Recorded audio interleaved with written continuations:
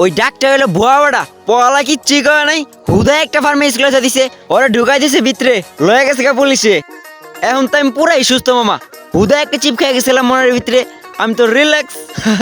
High high, তাহলে তো আপনি পুরাই সুস্থ।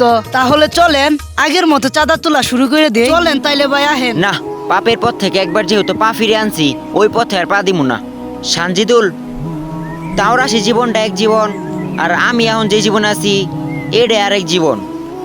ওই জীবনের চেয়ে এই জীবন অনেক ভালো। এটা কি কোন ভাই? আমি ঠিকই কইছি সানজিদুল, আমি চিন্তা ভাবনা করছি যেমনই আছি হিমনই থাকমু, তাও রাশি জীবন আর ফিরা যাবো না।